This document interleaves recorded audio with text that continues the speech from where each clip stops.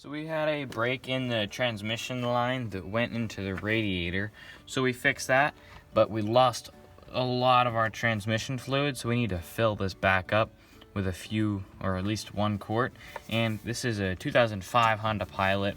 And after doing some research, it seems like this Valvoline Max Life does work with this transmission and is the correct fluid. So when I say that we fixed it, that's more loose. Like, we fixed it enough that now we're able to get it home and really give it a permanent fix, but we just needed to get that leak to stop.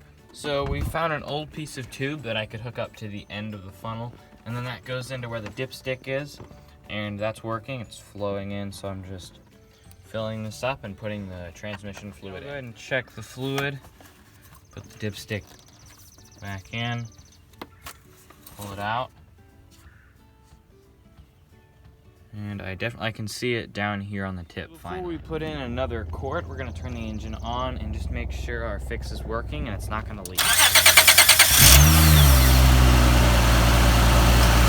So it looks like that temporary fix is stopping the leak, and it looks like it's not leaking for now. We put this tube on the end of the funnel here. This is normally what we use for putting oil in, but this seems to work. This little rubber tube, I'm able to just slide into that hole that goes into the transmission where the dipstick goes.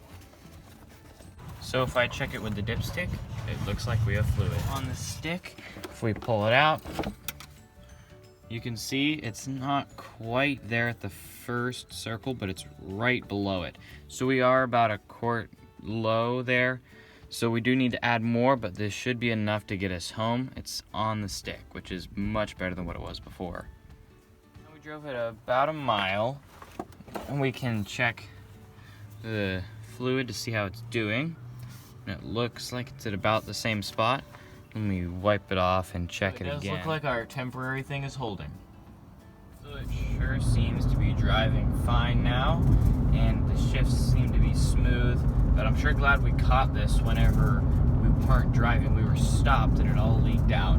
So it's good we caught this when we weren't driving, or else we really could have easily burnt out the transmission. So we got it home, and this is a low pressure line. And that's one reason why they have some rubber up here, and that's why we were also able to fix it with this rubber, because it's not under a lot of pressure. But now we're going to start taking a look at how much replacement parts cost and where to get them.